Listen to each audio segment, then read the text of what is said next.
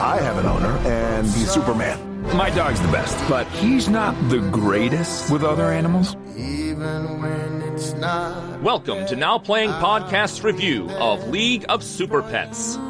So, you are a dog.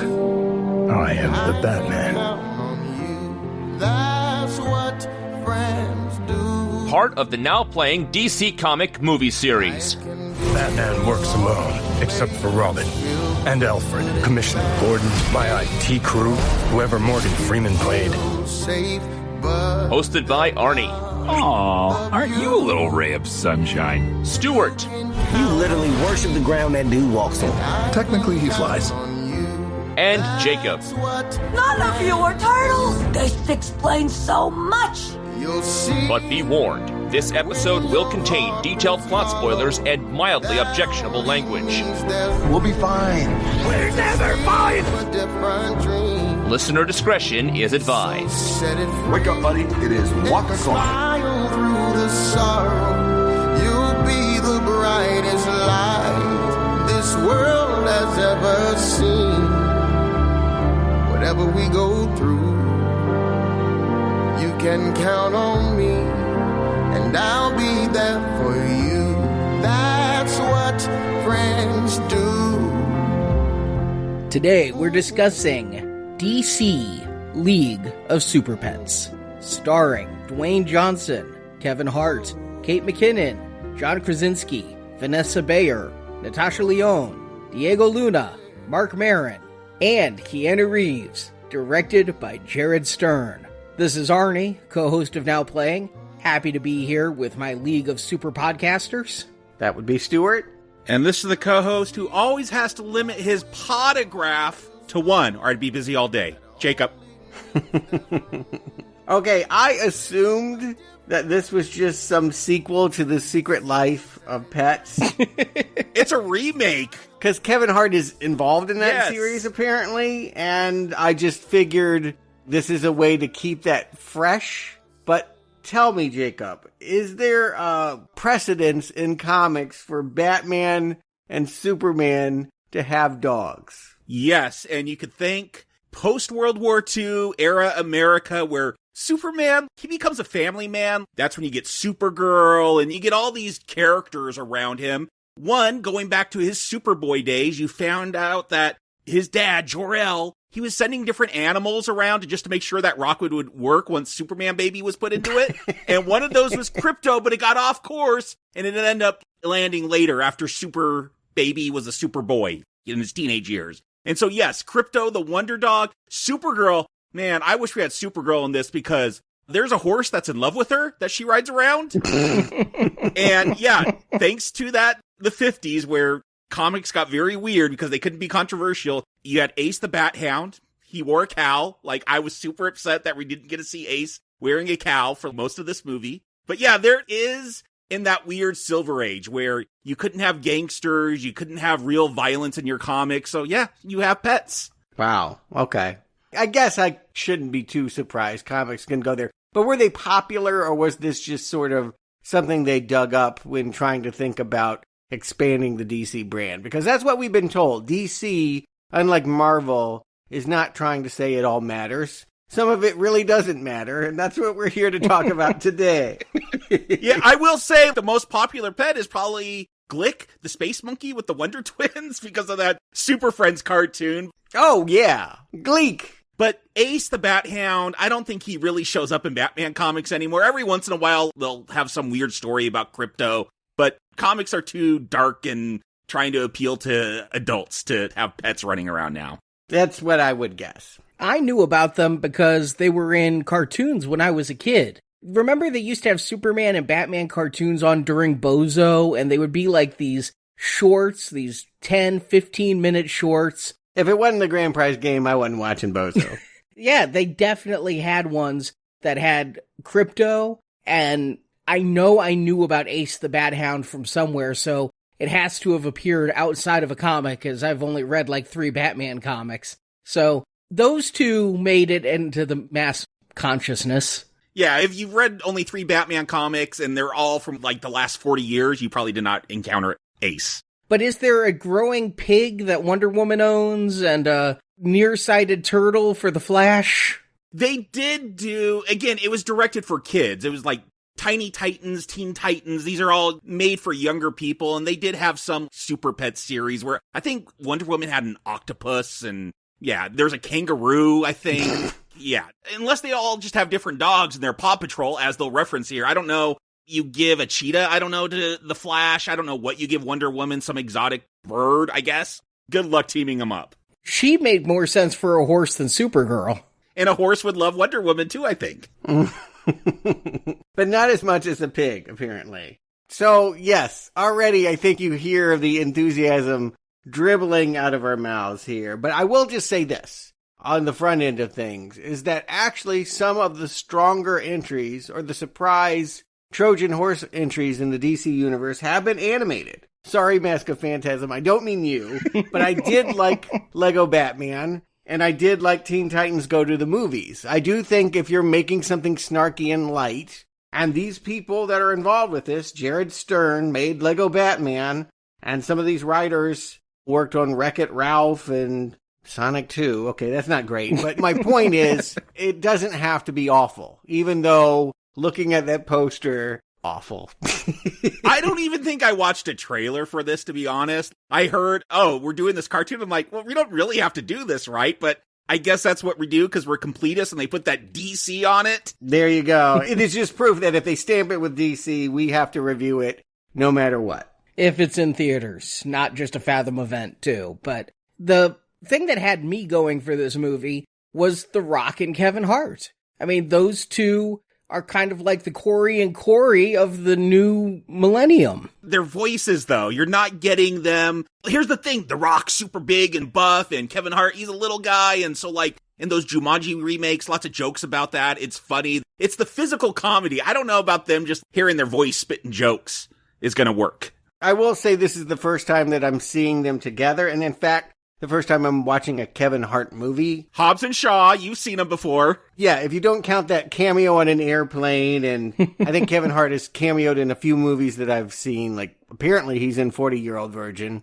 I don't remember that. But the point is, there are big stars giving voice to these super animals, and it gives me a chance to catch up with some comedic actors I don't know. So I guess that's a reason to be semi-quasi excited. Well, I think semi-quasi-excited is the general feeling towards this movie, because it didn't do super at the box office. It opened at number 1, but its number 1 was 100 million below what Minions number 1 was this year. Mm-hmm. Yeah, I think when I looked at the box office, as of this recording, it had only made 30 million, which is a pretty good opening day for some of these animated movies. I mean, yeah, don't these cost at least 50, 60, 70 million to make? CGI movies are expensive. 90 for this one estimated.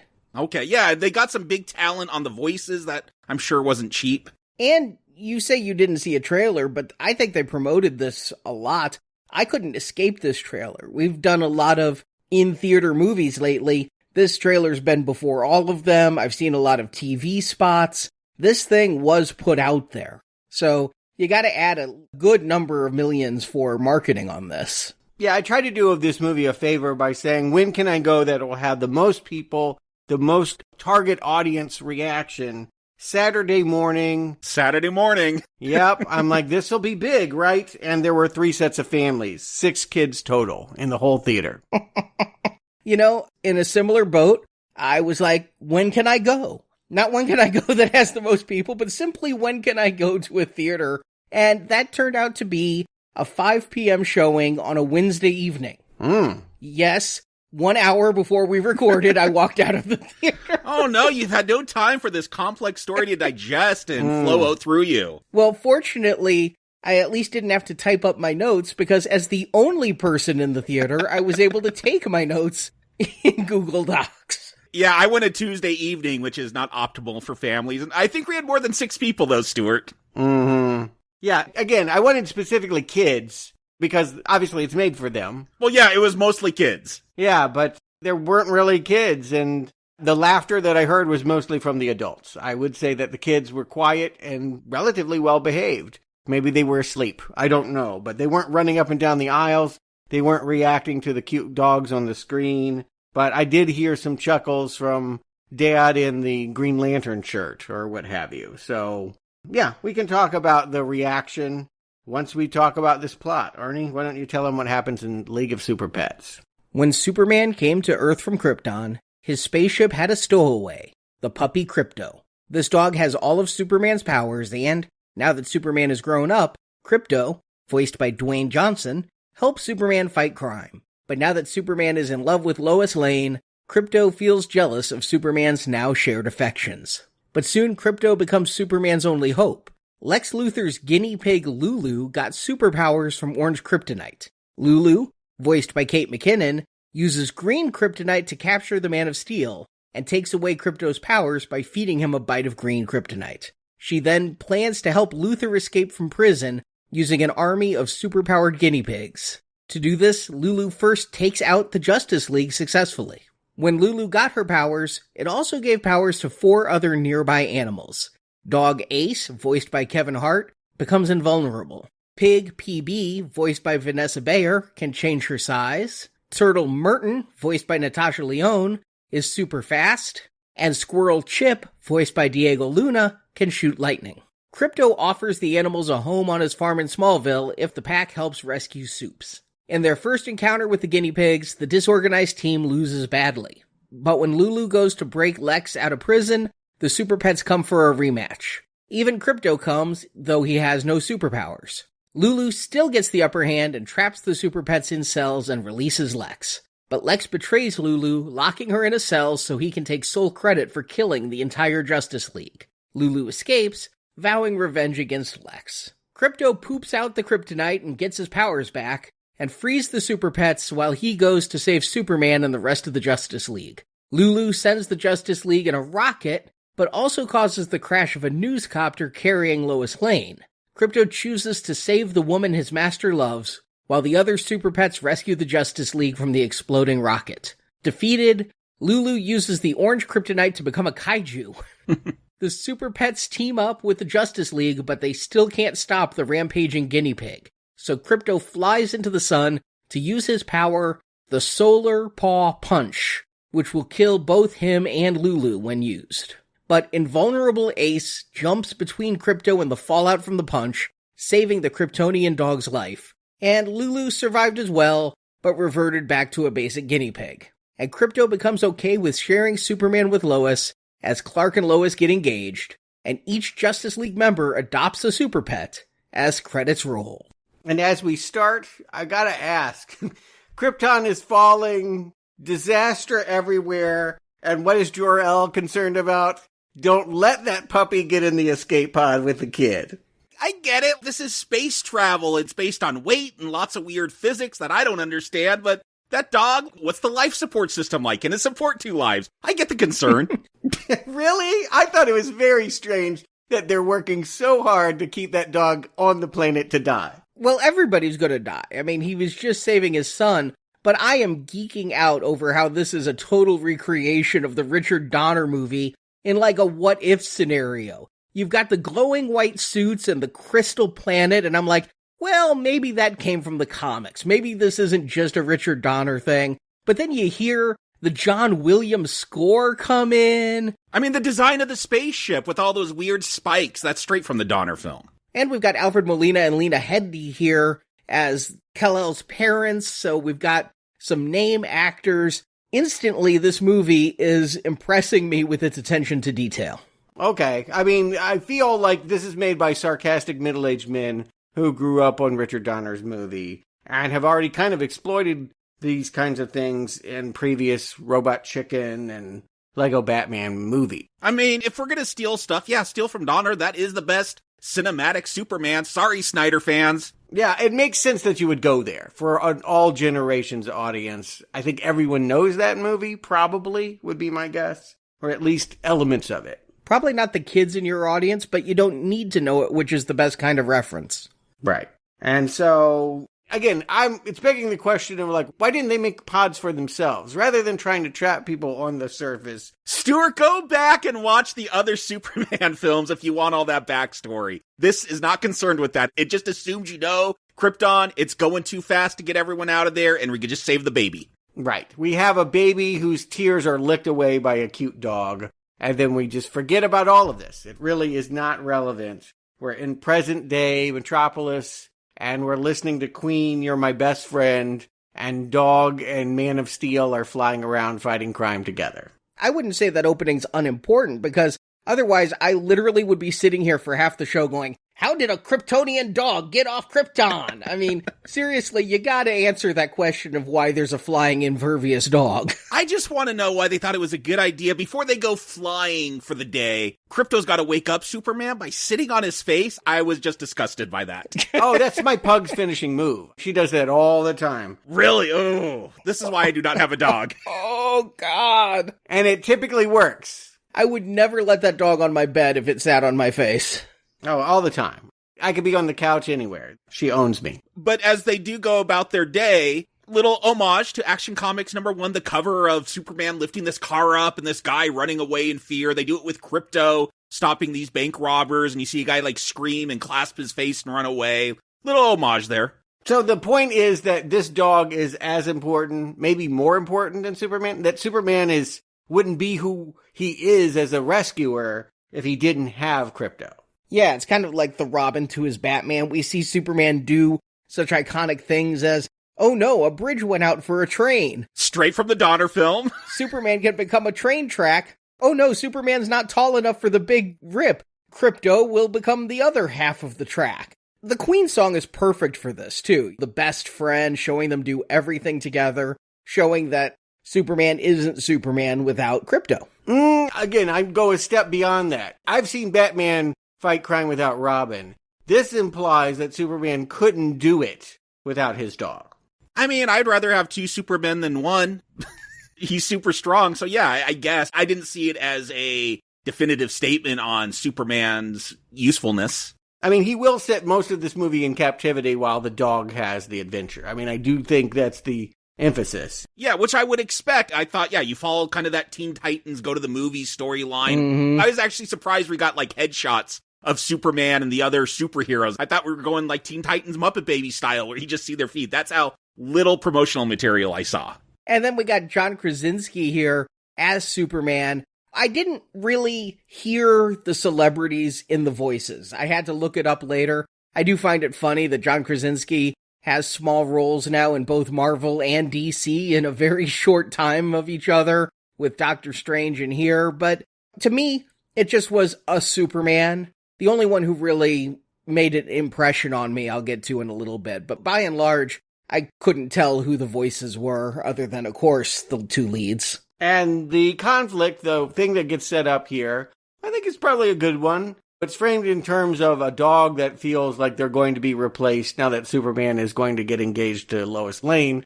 But I imagine a lot of kids today, and as divorce rates have skyrocketed and families are blended, do have these concerns about what's going to happen to me if my parent marries someone else. That is not my biological parent. I think that this is a good conflict for Krypto to have here when we have Superman basically trying to get the dog gone so that he can give the ring. Yeah, you say for kids, but as a pet owner, this is actually something people deal with if they are single and have a pet and then get a significant other. There is pet jealousy. There is pet aggression towards a significant other of a pet owner. There is pet trazodone to help with pet separation anxiety. Do you have to go to the pet psychic to get this prescription? Not pet psychic, but pet doctor.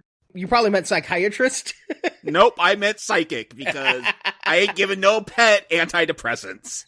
My dog's on antidepressants. It seems like further proof that we are living in an over-medicated world, but okay. My dog has terrible separation anxiety. He cries so bad when we leave.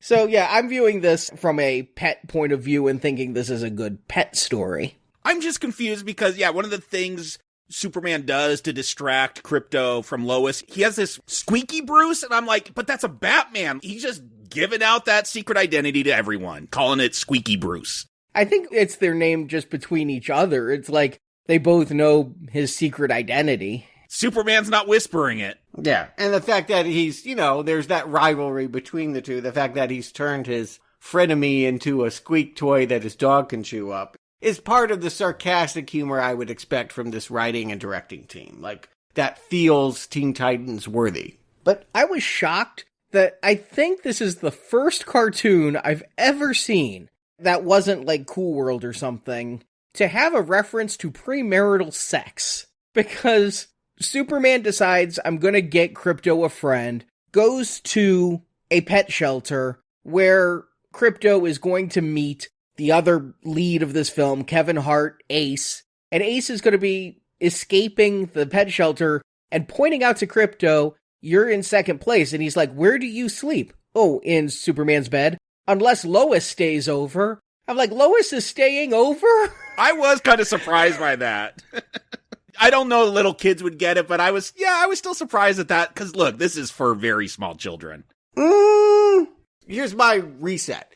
These movies don't have to be for very small children. This movie is. I would say that Pixar has set a standard by which we can understand that middle-age anxieties can be handled very well dramatically in an animated film. Yeah, they did a whole animated film apparently about the menstrual cycle. Yeah, I mean, again, I would expect this. There's nothing in this movie that's shockingly adult. You guys are being a little bit over by saying that this is a big part of the movie. But yes, Lois and Clark are having an adult relationship, and it's about to be consummated by a wedding ring, and that's got Krypto freaking out. But let's talk about tail huggers. I have never heard of a pet adoption. Okay, maybe a turtle? Sure. Guinea pig? Yep. Cats, dogs, for sure. But pigs? And squirrels? This is a stretch. Yeah, I think some of these, especially in big cities, are illegal to own. I know that my wife wanted a miniature pig. She found them very cute. I wisely, in my mind, put a kibosh on that. But one of the ways I easily put a kibosh on that is, look, it's illegal for us to own one. And I can imagine in a big city like Metropolis, that wouldn't be too smiled upon. I don't understand what kind of pet shelter this is. The only pet that seems to get adopted is if you're a young kitten. Ace has been there for years. We're going to find out Ace's sad backstory in a bit. He was taken there while still a puppy, and then we see him morph into a big dog while in that shelter. This place makes almost as much sense as the lab in which Dinklage was doing his experimentation last week. It's just a weird way to get animals together. Well, that's not even my concern. Whatever. It's a silly cartoon. We'll have squirrels and pigs laying together. I don't like the character designs. These pets, I understand why they're still locked up in the shelter. Like, they are not cute. They're kind of ugly. I don't like the overall design of the animation here. I know that's a subjective thing, but I just found it kind of off-putting.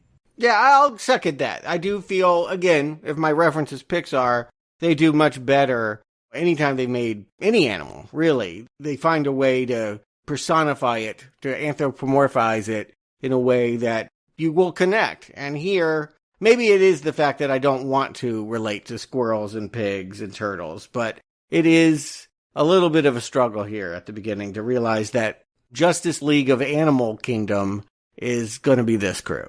I don't know if either of you have seen The Secret Life of Pets. I did find myself accidentally calling this The Secret Life of Superpets a number of times. And I feel like the animation styles are somewhat similar when it comes to dog design. The dogs are fine in this. I don't really have a problem with Ace or Krypto. Nope, and I'll agree with you. I do find the squirrel looks like a total Scrat ripoff from Ice Age more than a real squirrel.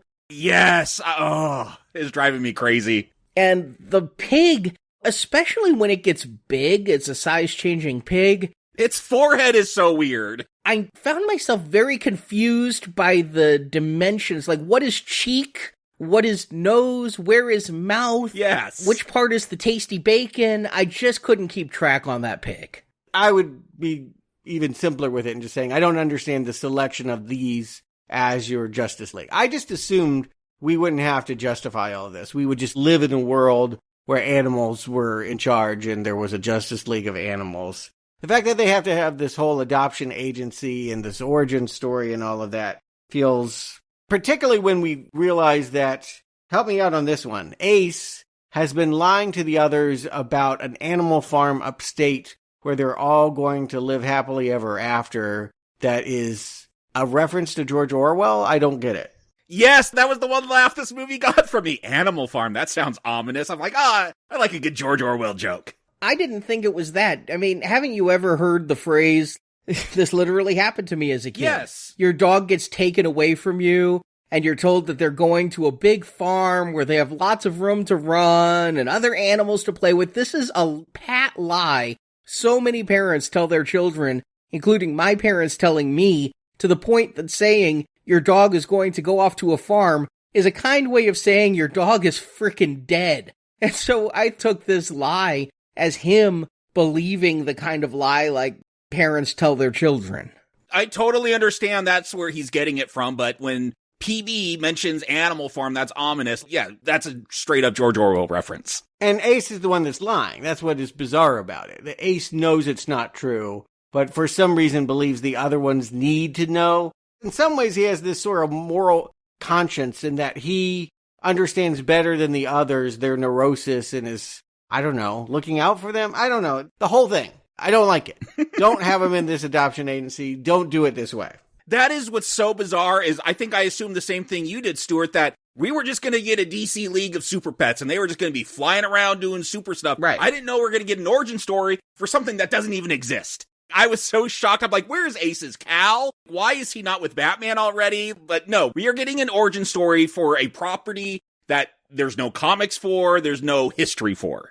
I'm embarrassed to say, Arnie, I don't know where you were at on this. I had no expectation that Ace was going to be Batman's dog. It's obvious in retrospect that they have the similar backstory. They'd make that a funny joke at the end that their life story, their monologue is identical. But I did not have him earmarked for being adopted by Batman. I didn't think Batman was going to be in this. So I guess at this point, I wasn't projecting where the animals were going to find homes. I didn't realize that Batman's dog was not just named Bat Dog coming in. And so since I was pretty sure there wasn't a pig, a squirrel, and a turtle, I thought it was strange. Why didn't you include Bat Dog in this? So it was a surprise to me the way it played out at the end, because I don't know him as Ace the Bat Dog. I'm just not that versed that it was a nice shock to me. But this is also our introduction to Dwayne "The Rock" Johnson and Kevin Hart cutting up together because Ace has escaped and I don't know exactly where he's going, particularly if he's loyal to the other people he's abandoning. But they make some humor about the fact that Krypto is going to freeze him in place. It's another example of Krypto being told that Superman does not love you as much as you think he does. No, not Krypto. Bark Kent. Yeah. I found it funny. All right, let's ask that question. How funny is this movie? How often did you laugh? I had 2 laughs. Animal Farm, that was it. I laughed fairly regularly, but not at a lot of the jokes that were told so much as at some of the references that were made. I don't even find there's a lot of references in this. Oh, there's a lot. Yeah, I feel like there was tons of jokes about Henry Cavill's mustache and what have you. Yeah, okay. There's a lot that's meant to target the DC fan. And I did hear those titters from, again, I heard the adults laughing. I never heard a kid laugh, ever. I heard a kid say something like, oh, blah, blah. You know how kids will just suddenly start talking about something happening on screen. But never a laugh. Yeah, my laughs at the dog dialogue, and especially the more the other animals were involved, few and far between. Mm-hmm. This is not Kevin Hart or The Rock's best gig. Let's face it, I like these 2 actors, but when I looked up their filmography, it's not like they make great movies. I couldn't make it through the first Jumanji. I turned it off halfway through. Central Intelligence, I made it through, but that is not a good movie. That is really bad. That's bad. And so here, I think they have good rapport. I think they have good chemistry. I'm not sure they have great movies. Here's the thing. I'm sure a good portion of the budget went to paying off some of these voice actors. Unneeded. You could have just got generic people. I don't feel like Dwayne Johnson and Kevin Hart brought anything special to this role. Well, since we're playing that game, it seems obvious, and particularly in retrospect, this didn't need to be on the big screen, right? Everything about this feels very small. I don't know why it was. Well, because these things usually kill. If it was made for HBO Max, we wouldn't be talking about it because it never would have come out. It'd be on the shelf with Batgirl. Be that as it may, I feel like there's a place for it. I'm not trying to dig this movie, but it does feel like you don't have the kid-friendly, whatever that is, Minions, whatever the kids go to see, the big screen stuff. This doesn't have that. It feels too small to work. And certainly, in appealing to the adults, it's struggling. I think it's right there with Teen Titans. I mean, I don't know that Teen Titans needed to go to the movies either. This feels about as essential as Teen Titans.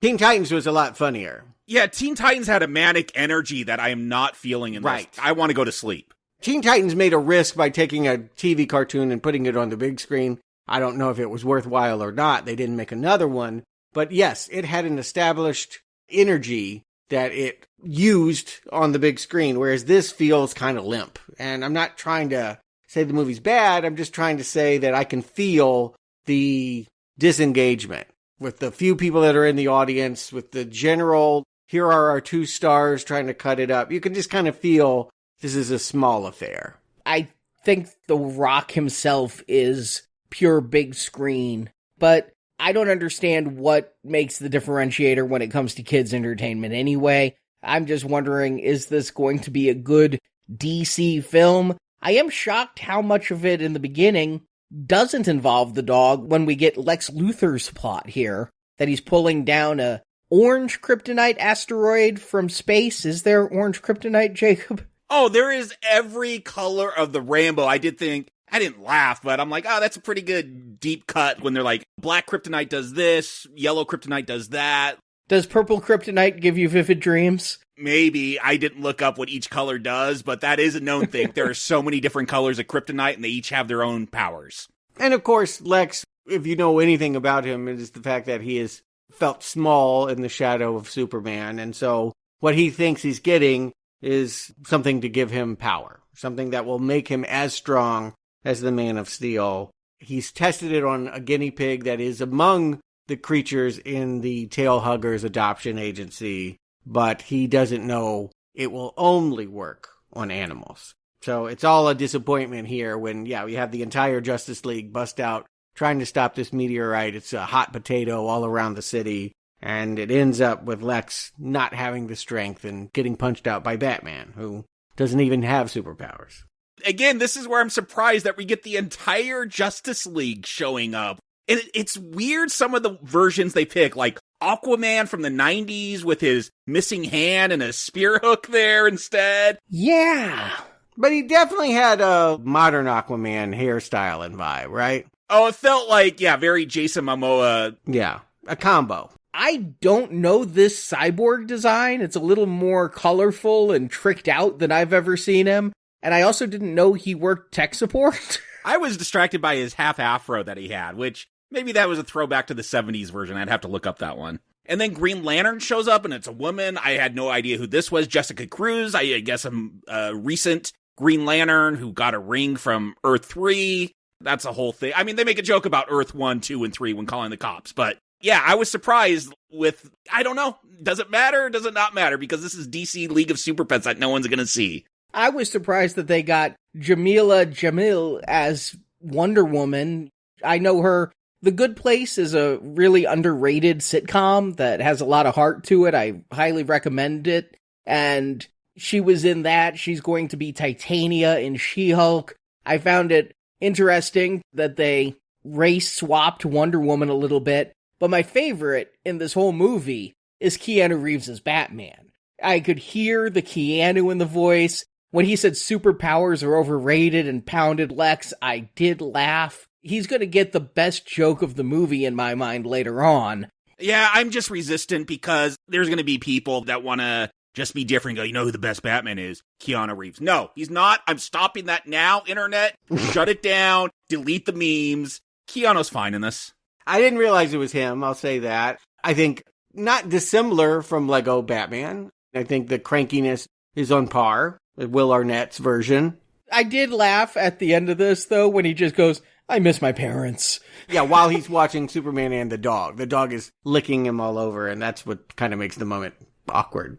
And that's the thing, though. You bring up Will Arnett's Lego Batman. Again, manic energy. To this whole film, so little energy. It's hard for me to ever get into it. Like, Will Arnett, he's got a whole version of Batman in his head. The way he likes to lounge around, he's always lonely. Like, all these jokes, just rapid fire here. I wish anything was rapid fire. I'll agree with that. It seems a little too serious of a superhero movie. It is focusing way too much on the logic and the setup, and a lot of setup. We have to set up the pet shelter, we have to set up Lex's plot, we have to set up orange kryptonite. A third of this film is set up.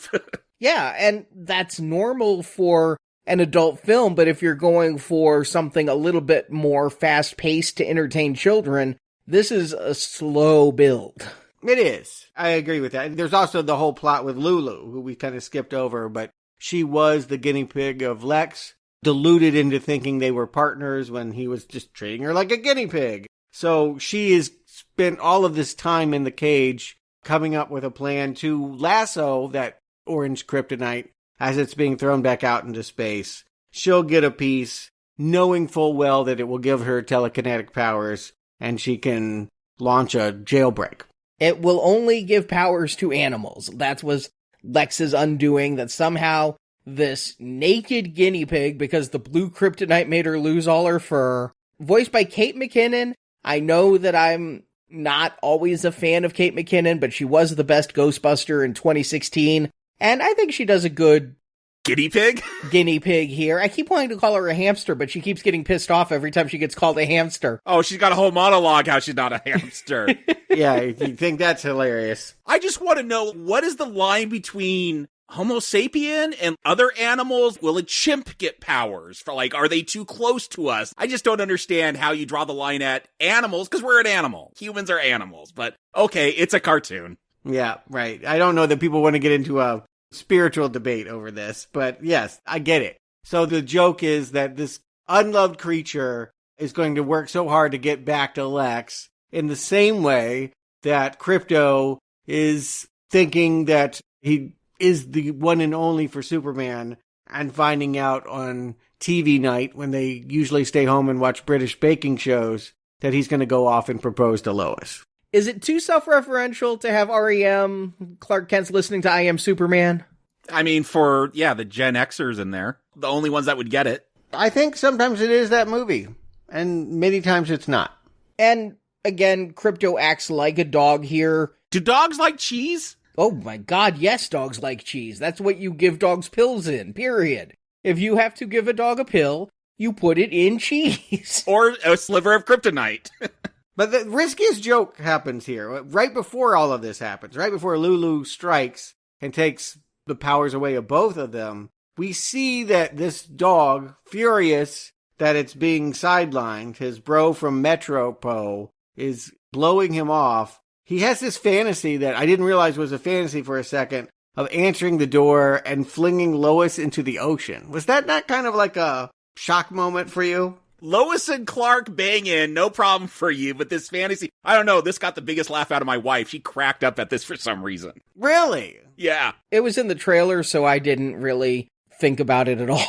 Really? They promote this as if the dog is going to hurt Lois. Well, no, but then they show in the trailer that it's just a fantasy the dog is having. Oh, okay. All right. Yeah, because you don't realize it in the moment, and so I was like, it's kind of violent. I don't know. But at any rate, yes. It sets up the idea that Krypto now has been called a bad dog. We'll spend all of Act 2, which is really starting late here. I think we're 40 minutes into this movie. And now he's going to try to be a good dog by rescuing Superman because Lulu has speared him with green kryptonite and taken him away.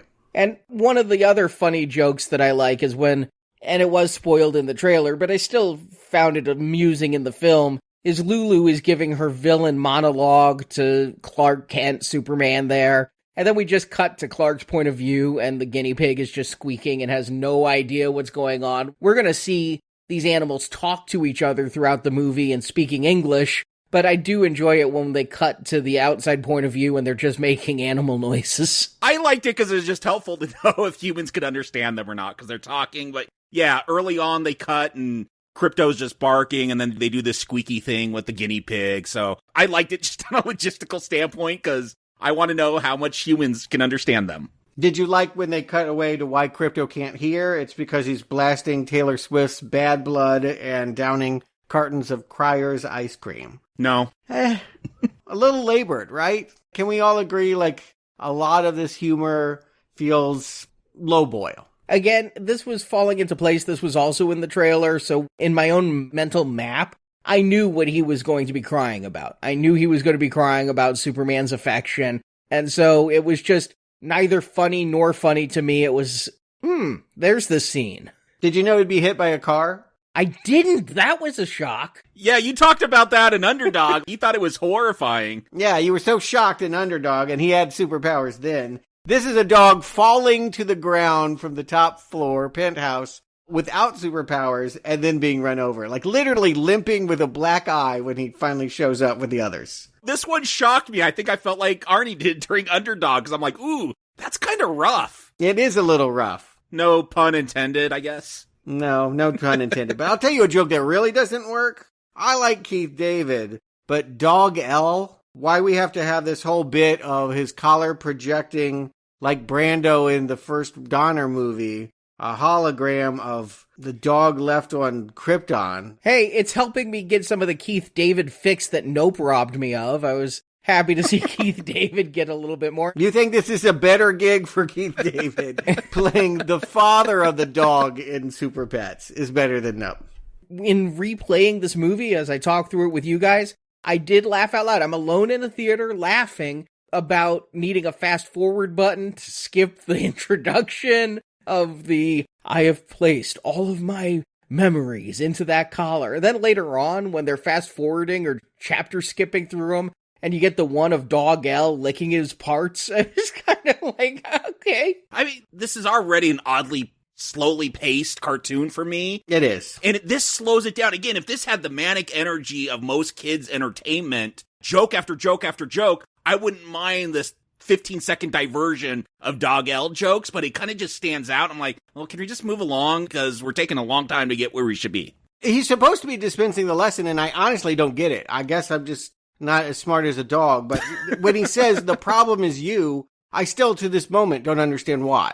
Because he doesn't love unconditionally. And that's what we're supposed to be told dogs do, is love unconditionally. His love is conditional upon getting all of Superman's attention, where the dog should allow room for other humans and other beings in their master's life. Okay, thank you for clarifying. I feel rewarded. All right, I'll roll over and be nicer to this movie. All right, so they all get together for an awkward reason that Ace got them out of the adoption fire when Lulu left the place burning, and Krypto has limped away from being run over, and now they've cut this deal where I'll let you keep going with this Animal Farm lie with the promise that you can live on my Smallville farm if you help rescue Superman. Yeah, because, again, Krypto has that piece of kryptonite in his stomach that we're told we have to wait for him to pass. We're waiting for a dog to take shit in this film. I mean, that's all over the place. Ace spends a whole bit peeing out 2 toilets in a bidet and... Yeah, I was surprised. I thought Underdog was going to be the one with cheap, crude humor, and nope, it's this film. Yeah, a lot of that kind of licking your balls kind of... I mean, I guess you should expect some of it. I mean, if you're making a movie about dogs, this is a big part of their life. But I don't know, I'll go to Arnie. You seem to be the one enjoying it the most. You find that this is good enough. Yeah, I actually did think of you guys while watching this movie, because it did have the dirty humor, and I wondered how many of these types of jokes Jakob had written down, and if you were making little hash marks every time one was said. I didn't. I thought this was going to be much more highbrow and Underdog, and just, again, you have guys from the Lego movies. Now, maybe I got to go back and watch those. Maybe they have a lot of fart jokes, but I just associated it with sharper humor. I didn't think we're going to get this level. Agreed. Teen Titans Go and Lego Batman are punkier and more juvenile than this movie in some ways. But this movie is less sophisticated, ultimately, in the end. I feel like this movie is too tamped down to be as jocular as it needs to be, or it sometimes attempts to be. Yeah, it rides a fine line, and not very successfully, of trying to be a serious superhero film with a serious origin story and a serious villain. Right. And be The Secret Life of Pets and aimed at young kids. Mm-hmm. And I'll say that it's not putting its chocolate in its peanut butter. It's more like putting its chocolate in its soy sauce, which to me would be a bad combination. But now that I say it, I'm sure somebody likes it. I mean, I like salt, so this wouldn't be the worst thing. But you're talking to someone that put soy sauce on my breakfast cereal. Oh my God. Okay, that is exactly the combination that I feel this movie is. This movie is soy sauce on breakfast cereal.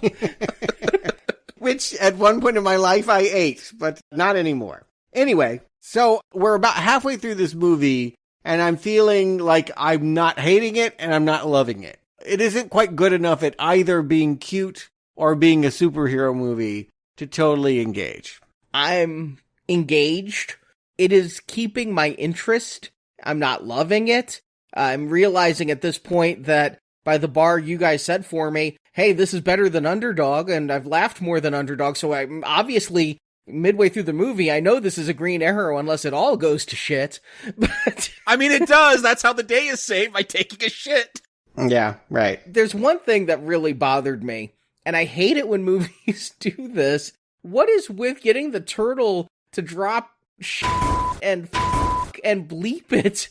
And I mean, I get it. Kids may find that naughty, but I find it very frustrating when movies intentionally do that, like pixelate scenes, because it would be an NC-17 if you see it. So rather than cut around something, we're just going to throw pixels on there like it's an episode of Cops. And so the bleeping turtle, it actually pissed me off. I was angry. I get it. It's Natasha Lyonne. And so, yeah, that's probably how she really talks, but I hated this turtle. Cut the whole animal out of this film. I actually like Natasha Lyonne. I watched Russian Doll, her show. No, I like her, yeah. Yeah.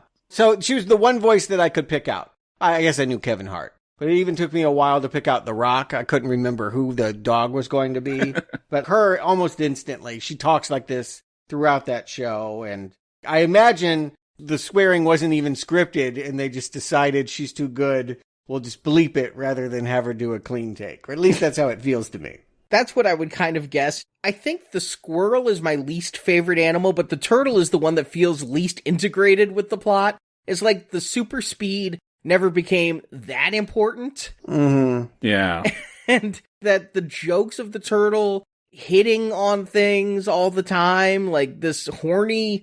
I mean, it's supposed to be really old, right? Like this horny 90-year-old turtle. I mean, they live a long time. They do. Yeah, they'll outlive us. And it's got bad eyesight. So that's the joke of it. Even though it can go fast, doesn't know where it's going. It ends up in meadows far away from the battle once it comes down to the showdown between Lulu and her guinea pigs and the Superpets. Yeah, let's talk about, you don't understand its powers or any of that. Like, why does a squirrel get, going with the DC reference, static shock powers? Why does he shoot electricity, but his whole thing is he needs to feel safe? What is the connection between safeness and electricity? And the pig, she's got to love herself. I don't know, maybe that no matter what size you are, you got to love yourself. I see that there. I think there's a body image lesson somewhere in there, and the fact that she's going to admire Wonder Woman, yeah, who is objectified.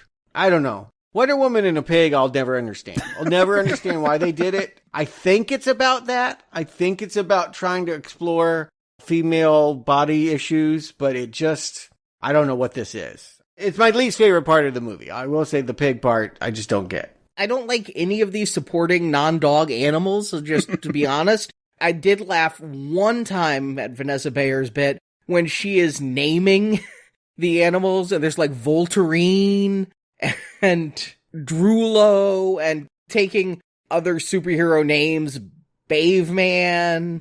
I didn't get La Fetche, but I don't speak French.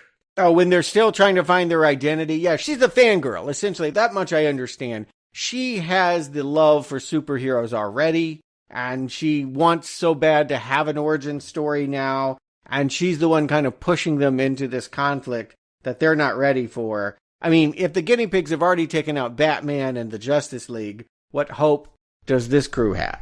There was one joke they made that made me kind of wince, is when the pig is like, this is our training montage. They're the second movie to do that this summer. I didn't see Paws of Fury, The Legend of Hank, but I saw that trailer about 200 times because it's before every movie for like a year. And Michael Cera had that same, this is my training montage joke. I mean, ever since South Park, we need a montage. It's all cliched. And this one's full of them. And what's weird too, Ace, Kevin Hart, I think he's second build in this or something, but we haven't talked a whole lot about him. He gets his powers, and he's basically just another Krypto. Maybe he can't fly, but super strong. But they do give him, this is, if I feel anything in this film, it's during his backstory that we get around this time about he was a member of a family, and he bit a girl, a little baby, to save her from falling down the stairs. And, of course, the owners just thought he bit her, and so they had to put him in the pound. I'm like, okay. Yeah, you got a pretty, as far as what a dog would do and making it relatable, I thought that was pretty effective. It's the biggest compliment I could give this film. Really? Because I'm going to say I was totally not expecting this Pixar moment that comes out of nowhere, but they go for it. Yes. For the most part, this is a sarcastic superhero with animals medley, but they really did try to go for something here when all of a sudden Krypto and Ace are staring into the sunset and talking about, it's that song, that Count on Me song. They try too hard. They're not skilled at it, is the problem. They tried to have that moment where you're kind of catching yourself going, oh, I'm crying, like you do in a Toy Story movie, but it doesn't land. No, I didn't cry, but I recognized at least they're going for something. At least this has some kind of flavor at this point.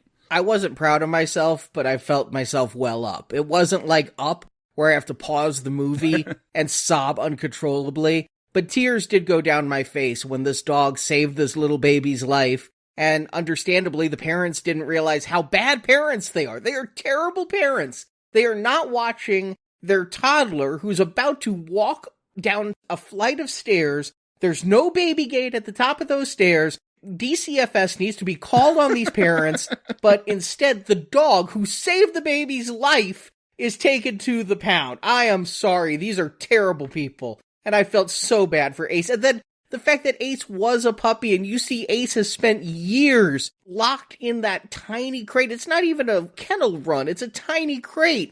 Oh, all right. This scene might have got me. Okay, we know who the dog person is. I thought I was a dog person. I thought this scene was a failure. I thought strategically, you really surprised me that you thought you could go for it. But to me, it was a belly flop. I was kind of appalled that they thought they had this kind of movie when they had been something else up until that moment. Yeah, I thought that worked very well. And it makes Ace the only animal I truly like in this movie. Because Krypto, he's like the preppy. He's got a gifted life. He's rich. He's got all the powers. He's got the looks. He's signing autographs. Ace has an uphill climb. And so Ace is the dog I end up rooting for and really feel should be a bigger part of this film. He's really a strong supporting, but still supporting character. And then, yeah, the rest of these animals, as far as the good Superpets team, we've already said I could do without them, but Ace here wins my heart. Yeah, Ace is the Batman of this league of Superpets, and Batman's always cooler than Superman. Yeah, I want more Ace doing Batman-type stuff. Okay. Didn't care, I'll be honest. I do wish they were all dogs, and maybe that's just my dog bias. You really wanted Paw Patrol, a joke they make. I really did. I just wanted it to be dogs. The fact that I had to split my affections for other animals, no.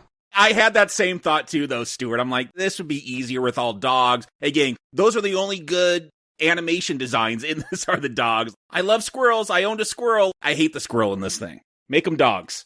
And they have the obvious enemy in the cute little kitten. The thing that's always the first to get adopted on its first day. Whiskers was saved from the adoption agency fire, and now it's working for Lulu and shooting down the transparent jet of Wonder Woman when these super pets are trying to get to the climax. Transparent jet. See, I don't think those jokes are that great. No, I don't. I hear Arnie snickering, and I heard people in the audience, the adults, snickering, but to me that stuff is too comic book oriented for me, I guess. And when you get to Whiskers, again, I'm kind of shocked. It becomes very violent. She can do some weird body horror to shoot out grenades and missiles. But this feels like the manic energy this film has needed the entire time. Yeah. Again, it feels out of place because it's not that kind of film, but I wish it was. Whisker's scene is my favorite scene, if for the strange references that she starts singing, 1, 2, I'm coming for you. I'm like, you're doing Nightmare on Elm Street, and then Superpets come out to play. I'm like, you're doing the Warriors. Yeah, again, this is where the Lego writers finally showed up. Yeah, look at the pedigree of the people writing it. I also point out that the composer did score the Elm Street reboot, so there's reasons for them to be thinking about that. And yeah, that hairballs are grenades, and that the whiskers fire off like missiles, and it's got this cute little voice, but got hate in its heart. I think that this was, a good foil for these super pets, and unfortunately they got to squeeze in here. The way Ace dispenses it too, you can just see him checking off boxes about like, be your own woman, get out of your head. The way that he's trying to inspire the team so they can all work together and put this cat out of business is about as good as Underdog, frankly. It's checking boxes. I mean, this whole film, is about as creative as Underdog. It's so cliche. We're going to get the setup about this super punch where you fly around the sun early on. Well, I know how the day's going to be saved in this. So clumsy the way that was introduced. For no reason, all of a sudden the pig is talking about that punch. Nobody was talking about that punch. What was that about? Yeah, and I did sort of chuckle just because it's an out-of-date reference when the pig blows up too big inside the car and the turtle starts hitting on the Garfield that's stuck to the window. Okay, no kid knows that joke. Yeah, the Garfield suction cup on the windows. Yeah, I mean, again, if you had 100 of these every minute, you would have Teen Titans Go. You would have Lego Batman. The fact that this movie does one, it just feels like this one is just almost by design. This one is trying to be a little bit more mainstream. Is that the word I'm looking for? A little bit more straight and narrow. But Teen Titans and those Lego movies are mainstream, so I don't think that's the right term. But you know what I mean. There's something punky and... They're children's cartoons. I feel like a lot of children's cartoons go that way. This feels for very young children. This feels like Paw Patrol. Sometimes. I think that they really pick up the pace of the jokes here in the middle, though. I think that the origin story, there were too few, but here... they do start throwing a lot of stuff at us. When they're having the fight with the guinea pigs, there's so many jokes in the background, I couldn't catch them all. I'm sure if I rewatched this on video, that I would find every single billboard in the background was a joke, but they have like something that looks like a billboard for cats, but it was like Catwoman. But what is the joke? That they're both cats? That Catwoman's on Broadway. I agree. I don't think that that's clever. I think the reason why you don't pick up on those things is because they're not really that great jokes. It doesn't have the level of writing that I would expect from the punky version of this. It feels more like a sedate, prepubescent cartoon. There was one joke that I thought was a little bit subversive. Did you notice that the TV network they keep cutting to is DPNN? They have a moment where it's in the background after the fight with the super pets and the guinea pigs for the first time. And I thought it said, damn, that escalated quickly. And it's because DPNN looks a lot like damn, and they put that escalated quickly. Oh, it's kind of like when they wanted to put the F word in comics, they put flick. Because when you put that in all capitals and the printing the way it was back in the day, it would bleed. The L and the I would look like a U. Mm-hmm. And I'm chuckling when Aquaman has to eat like a goldfish because they start putting the flakes in the water. I'm just finding my jollies where I can get them. It's not still the speed of Lego Batman. Understand, Lego Batman is like possibly my favorite Batman film. So we're talking a huge tier up there. Teen Titans must literally be forgettable because I barely remember it. But here... they're starting to do some good stuff that I like. Mm-hmm. And this is where I get my favorite Keanu joke, when all the Justice League is discussing having pets as a kid, and you get Keanu Reeves saying, I'm not really an animal guy. I mean, come on, this is John Wick. I'm not really an animal guy. Well, his name is Batman. Bats are animals. I thought that's what the joke was. I thought it was a meta John Wick reference, but then he does start going into this huge monologue about the bats and things, which was also amusing. Again, Keanu's my favorite human in this.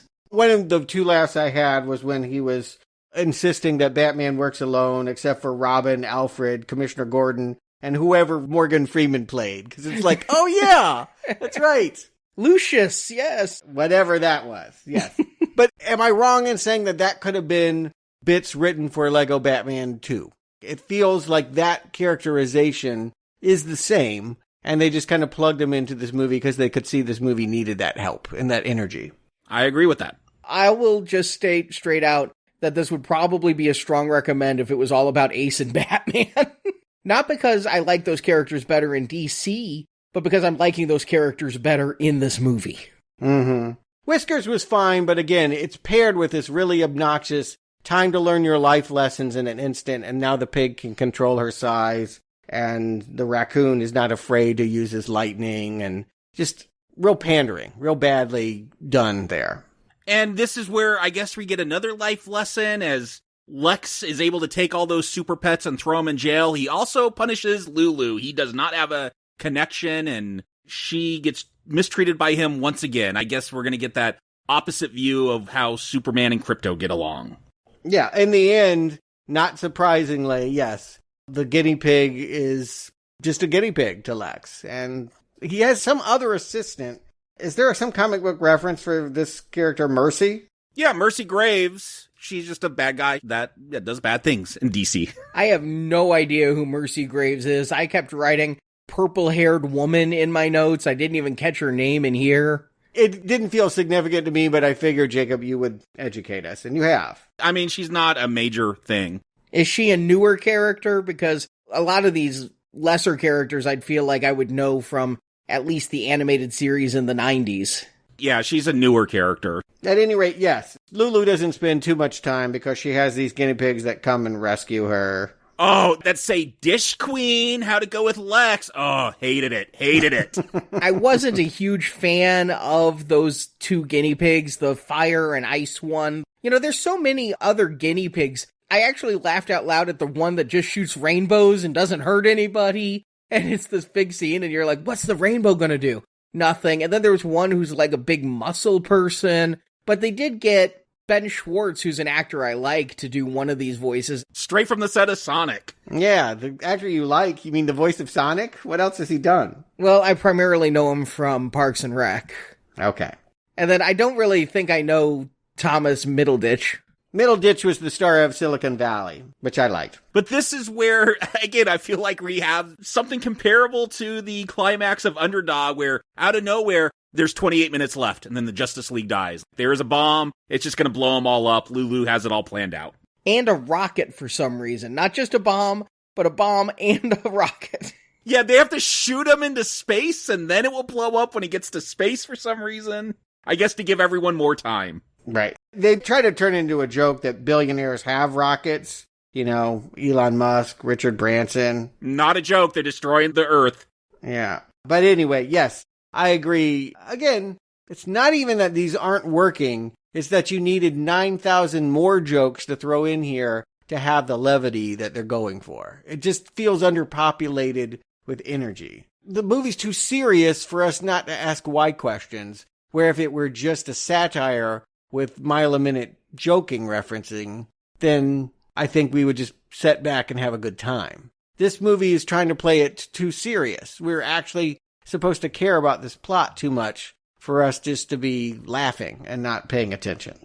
Yeah, I'll agree with that. With the whole rocket thing, I found myself with a lot of questions, and yes, I found myself thinking about Underdog and that unmotivated ending with mind control as well. Yeah, I find myself tuning out because I'm like, okay, let's get through all this noise to get to an ending. I know what's going to happen. Lulu, she injects orange kryptonite into her brainstem and becomes a kaiju, as you said in your plot summary. I guess that was unexpected. I wasn't expecting a naked guinea pig with crystals coming out of it to be the main boss. But in every one of these, there's always a giant thing at the end. Stay Puft Marshmallow Man, whatever it is. Well, yeah, I know it's got to be big because I know Krypto's got to do that solar punch. Right, yeah, that terrible setup for that. And again, the idea that Krypto will die delivering it, it's some kind of sacrificing moment. Because Ace is invulnerable, we know that he won't actually have to pay with his life.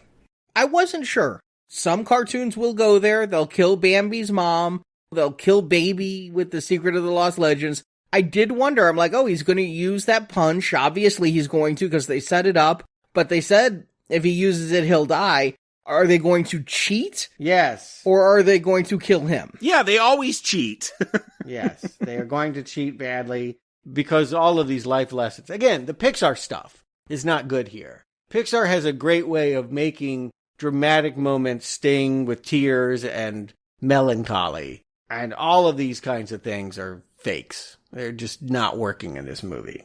It's also annoying to me that if the punch is supposed to kill both people, okay, Ace jumped in the way and saved Krypto, fine, but you didn't kill the kaiju either with this super punch you had to fly to the sun to get.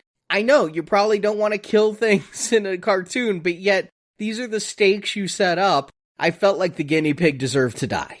Well, sequels being what they are, the fact that it fell into a hot dog vending machine. Yeah, that felt very kids' cartoon. Yeah, by mid-credits, it's rescued by that Mercy assistant, and they're going to be the pair next time. Lex is in jail or trapped in some kind of mechanical device. I don't think there's going to be a sequel, so I'm not going to get too worked up about it. But no, I don't necessarily want to see more of those adventures.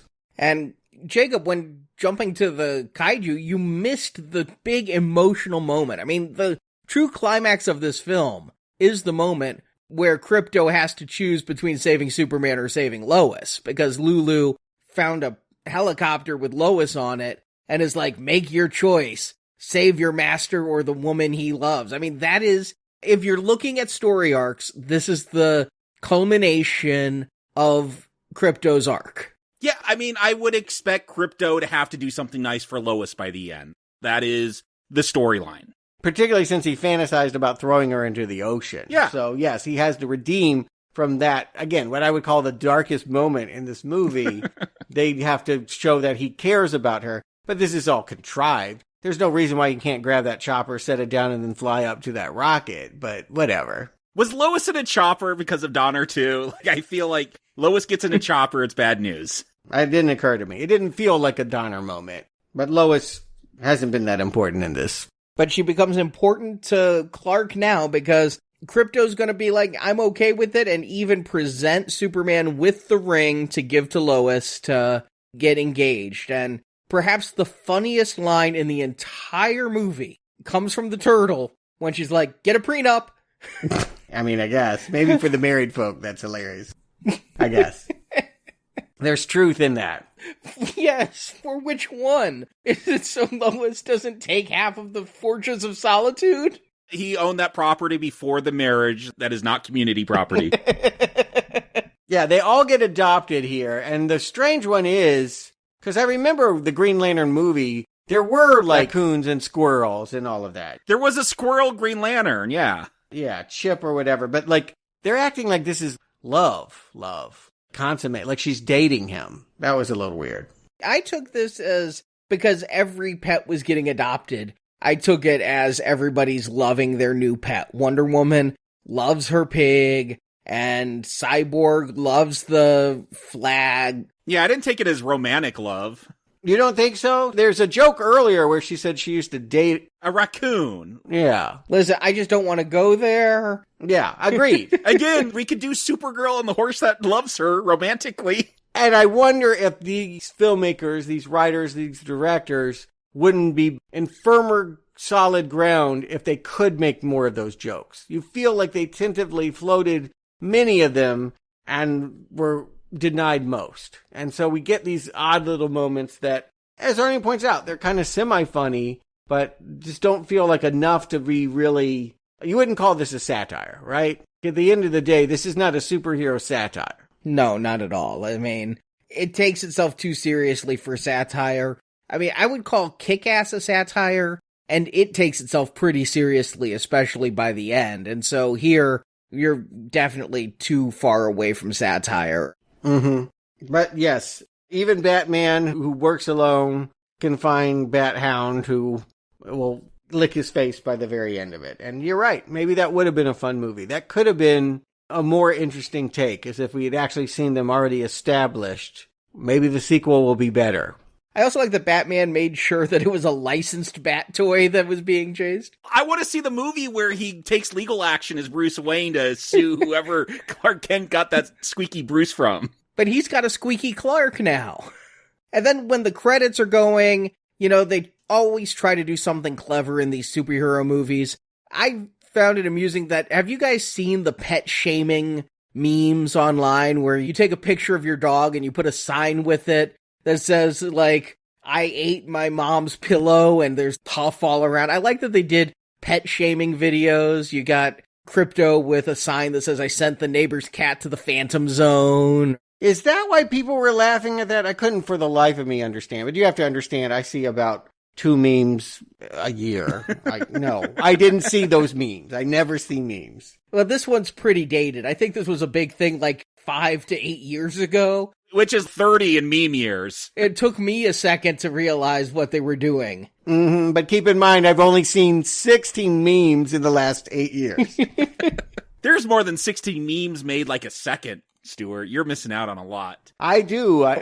I miss it. Maybe I'm missing out too. I know after Comic-Con or during Comic-Con, we got a bunch of new trailers. I saw a Shazam one. I saw a Black Adam one. Is Black Adam the next movie? Is that why he shows up? Because if so, Black Adam better have a dog in that live action movie. Maybe it was part of the agreement. Rock will give you a DC franchise, but you have to do the voice in this dog movie. Did The Rock do the voice of Black Adam in this too? The Rock did the voice of Black Adam, of Black Adam's dog, and of Krypto, all in the same scene. What a talented actor. This was not a contractual thing. He posted about it on Instagram. He said it was an idea he came up with after a few shots of tequila and thought it would be a fun capper. It should have stayed there.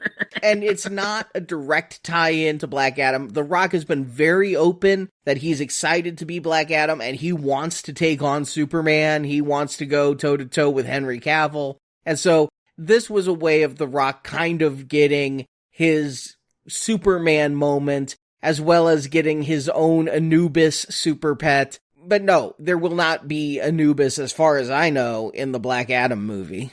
Of course not. He signed on for Black Adam and then he got stuck with this. It's the only way it makes sense. Are you saying this is like community service? Did he get pulled over for drunk driving and ended up having to do this? Well, I'm sure he's paid well. But yes, it does feel like something you do for your kid or because it's only going to take 5 days and you're going to make $10 million. So Jakob, Stuart, do you recommend DC, The League of Superpets? Jakob. I mean, this film shocked me. I was so surprised because after Underdog, I'm like, it's a slam dunk. Anything's going to be better than that movie. And look, I'm not trying to be a jerk to this one. I was surprised, shocked, mouth agape, how not good this one is. I laughed a whole lot more. I had a whole lot more fun during Underdog. So maybe that is a brown arrow.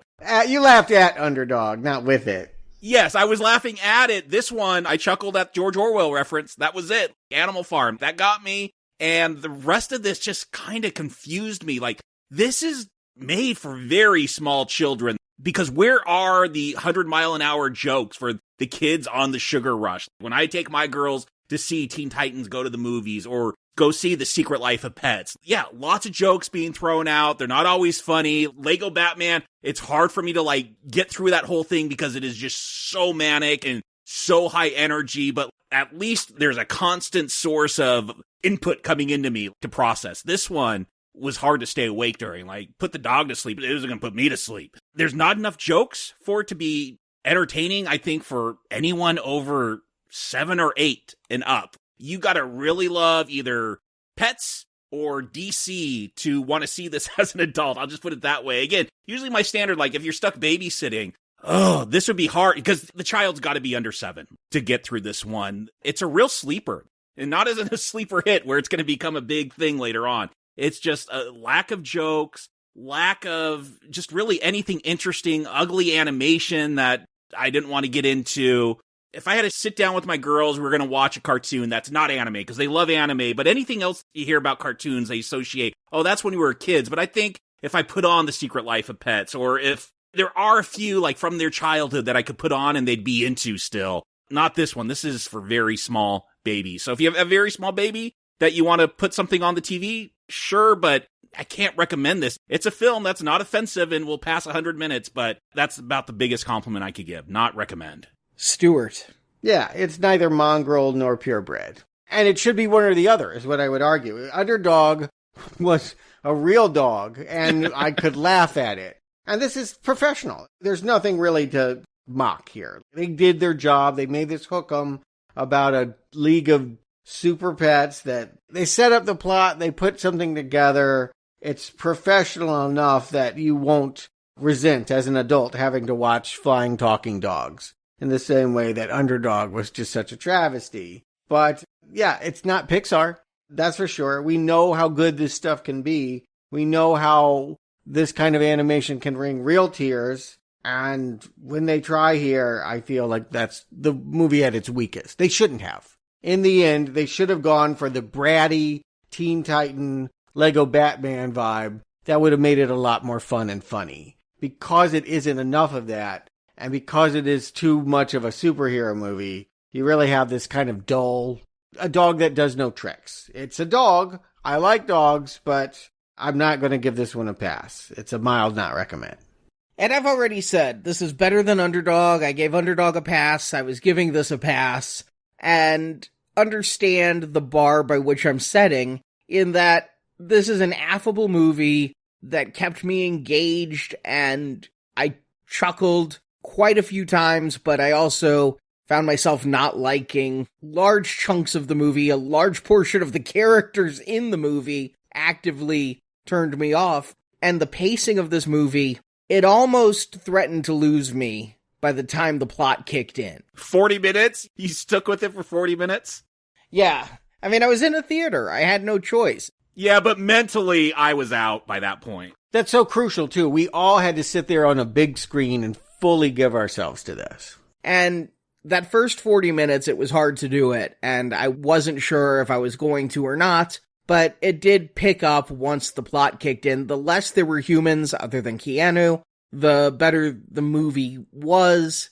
It's fine. I don't love this movie. I'm not going to rewatch this movie. But it's fine. If you like DC and you want some of these in-jokes, I think they're better than most Family Guy reference humor. No. Go watch Robot Chicken make jokes about DC. Much better. I got sick of Robot Chicken on year 4. They kept telling the same joke again and again and again. Here, at least I feel they're telling a different joke, even if it is a joke Robot Chicken might tell. It's in the same vein, but it's not the same exact joke. It's an okay movie, you know? It's not the greatest, it's not the worst. If you like DC and just want something on that's gonna have a few chuckles, this is it. If you haven't seen Lego Batman, go watch that one instead. It's a much better film, but you can do worse than DC's League of Super Pets. Not jonesing for a sequel, but I can give this a weak recommend, sure. I think the difference between you and I is that for me, mediocre is a not recommend. And we both saw a very mediocre movie. The question for me is, does the mediocrity entertain me, or does it bore me? And that's where the differentiator is. I can Red Arrow mediocre that does not grip me in any way. This one kept my interest. Even when I felt it was slow, I didn't get bored by it, and that's why it's a recommend. And I bet it plays much better at home, where you can pause it, walk away from it, not give yourself so fully. Turn on your laptop, do some internet browsing. Right, exactly. Let me just say this. You're better off spending a night with your dog than you are spending a night with this movie. Yes. British baking show, whatever you guys need to do together, yeah.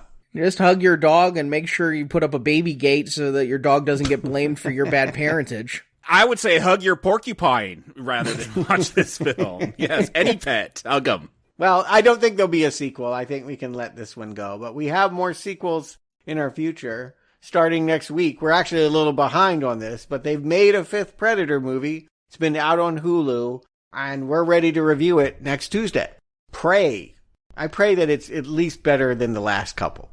I don't think it's hard to make the best Predator sequel of all time. I really don't. I don't think that bar is set too damn high. No. And it's direct to Hulu has me wondering, but there's good word of mouth so far. At least we know there won't be Jamaican gangs in this one. Do we know that? No.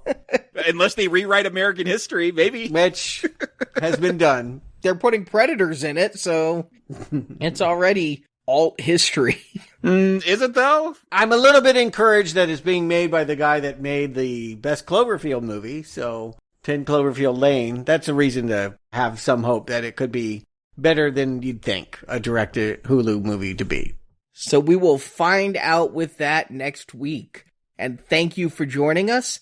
Before we go, I do want to tell you about a couple of deadlines, a couple of last chances to get some Now Playing. First of all, if you've been following the saga of the Now Playing book, Underrated Movies We Recommend, the books have arrived. They are going to be mailed out very soon. And this Friday, August 12th, is the last day to pre-order the book and get it signed by all four of us who wrote it. Jakob, Stuart, Marjorie, and me. Which is a lot, because I usually only do one potograph a day. That's right, because this Sunday I will actually be at your house, Arnie, and we're signing, I think, 800 or so copies. It's going to be a day. Hand cramps. Carpal tunnel. Yeah, so this is your last chance to get in on that.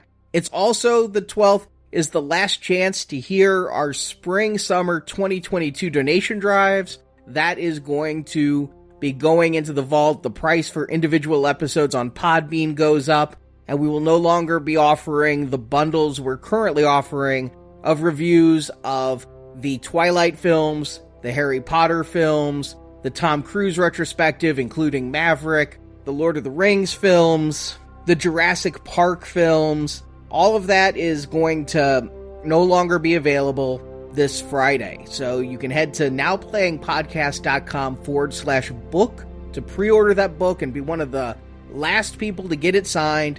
Head to nowplayingpodcast.com/donate if you want to hear the bonus podcasts.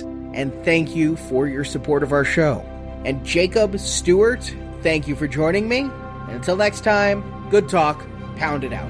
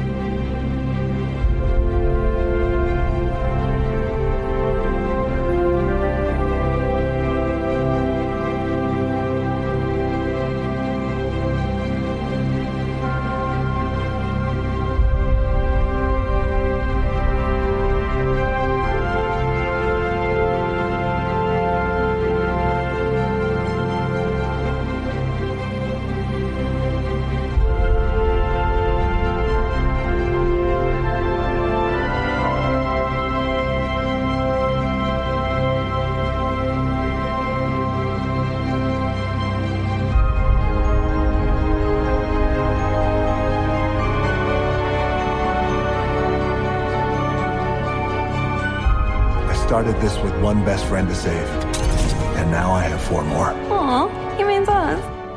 Thank you for listening to this Now Playing Podcast movie review. We hope you've enjoyed the show. You know what they say about dogs, don't you? Never feed us chocolate. We love unconditionally. Come back to NowPlayingPodcast.com each week for another new movie review podcast. All right, TV night with my bro.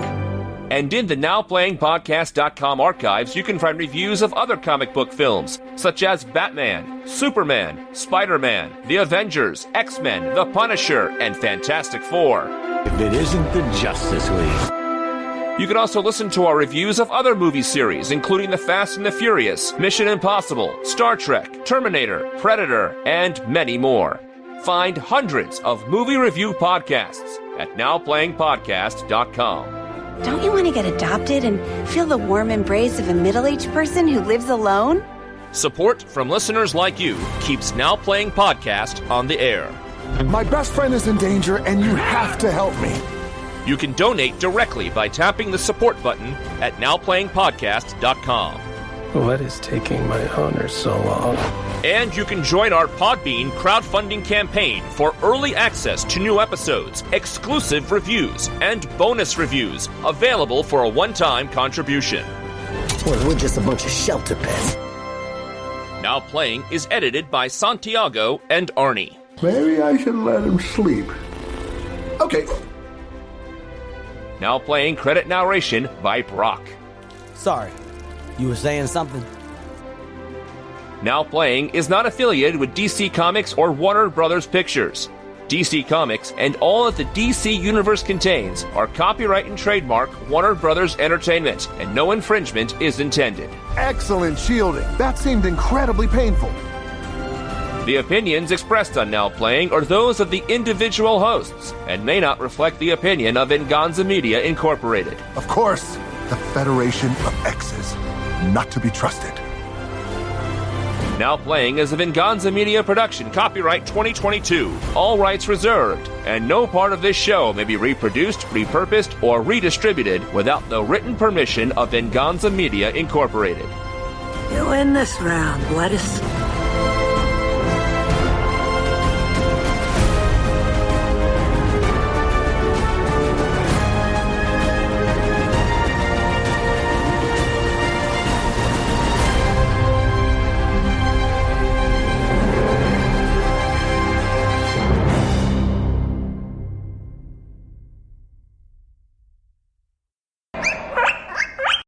And until next time, good talk, pound it out. Good talk, pound it out. Miss you, love you, see you in heck. I have no idea which quotes are going to be available, so I did 3 end lines.